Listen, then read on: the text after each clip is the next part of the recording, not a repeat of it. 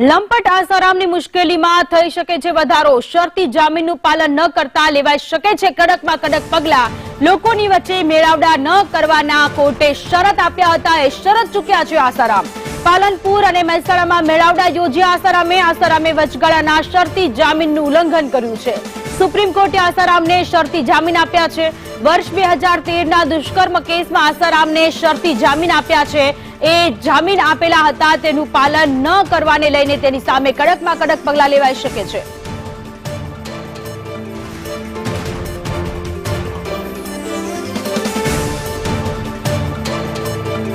તો પોલીસ ઊંઘમાં જોવા મળી અને ચૂપચાપ આસારામે કાર્યક્રમ પણ કરી નાખ્યા છે। આસારામને એક જ શરતી જામીન આપવામાં આવ્યા હતા કે એ કોઈ મેળાવડા નહીં કરે, એ કોઈ સત્સંગ નહીં કરે, એ કોઈને લોકોને ભેગા નહીં કરી શકે, પરંતુ એ મેઇન જે શરત હતી એ મેઇન શરતમાંથી જ આસારામ ચૂક થયો છે અને તેણે મેળાવડાઓ કર્યા છે। પાલનપુરમાં હોલ ખીચોખીચ ભરાઈ ગયો છે। હજુ પણ લોકોના આંખો પર કાળી પટ્ટી બાંધેલી જોવા મળી રહી છે। આસારામના અનુયાયીઓ હજુ પણ ગુજરાતમાં મોટી સંખ્યામાં હોય તેવી સ્થિતિ અત્યારે જોવા મળી રહી છે। એક બાજુ જેલમાં સજા ભોગવી રહ્યો હતો અને બીમારીના નામ ઉપર એ બહાર આવેલો છે અને હજુ પણ મેળાવડાઓ કરી રહ્યો છે અને એ મેળાવડાઓમાં મોટી સંખ્યામાં પાલનપુરના લોકો જોવા મળી રહ્યા છે। ત્યારે લંપટ આસારામ ક્યારે સુધરશે તેને લઈને પણ સવાલ થઈ રહ્યા છે। વર્ષ 2013માં દુષ્કર્મની ફરિયાદ નોંધાઈ હતી, બળાત્કારની ફરિયાદ નોંધાઈ હતી અને તેને જ લઈને કોર્ટ દ્વારા તેને આજીવન કેદની સજા ફટકારવામાં આવી છે, પરંતુ પોતાની તબિયત ખરાબ હોવાને કારણે, પોતાના પરિવારજનોની તબિયત ખરાબ હોવાના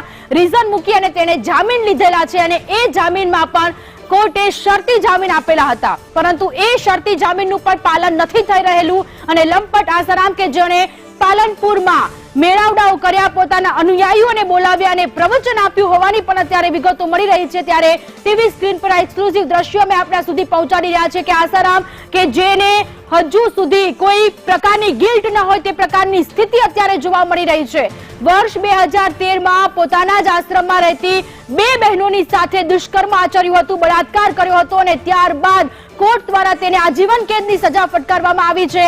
બળાત્કારી આસારામને હજુ પણ કોઈ જ જાતની શરમ ન હોય તેવું લાગી રહ્યું છે, કારણ કે શરતી જામીન પર મુક્ત થયેલો આસારામ કે જે હજુ પણ મેળાવડાઓ કરી રહ્યો છે, પોતાના સત્સંગ કરી રહ્યો છે અને એ સત્સંગમાં ગુજરાતની અંધ પ્રજા પણ જઈ રહી છે।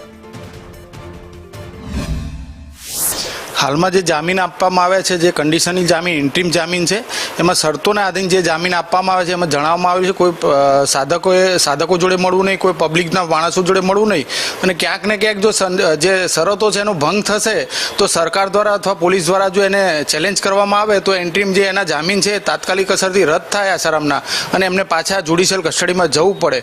પણ એ પ્રોસિજરમાં પણ ટાઈમ લાગતો હોય છે, કારણ કે આજે રજા છે, સોમવારે ફાઇલિંગ થાય અને અર્જન્ટમાં અર્જન્ટ મૂવ થાય તો પણ 2-5 દિવસ જતા રહેશે। એટલે જે 10 દિવસના ટાઈમિંગ છે એ ડિસાઇડ થતાં પહેલાં એમનો ટાઈમ પૂરો થઈ જશે। પણ આવનારા સમયમાં જો ફરી આવી ઇન્ટ્રીમ બેલ મૂકવામાં આવે મેડિકલ ગ્રાઉન્ડ પર કે બીજા કોઈ ગ્રાઉન્ડમાં, ત્યારે 100% નામદાર કોર્ટ એ બધું ધ્યાને લેશે કે અગાઉ એમને બીચ ઓફ કન્ડિશન કરેલું અને શરતનો ભંગ કરેલો, એટલે ફરી મળવાના ચાન્સીસ એમના ઓછા થઈ જાય આવનારા સમયમાં।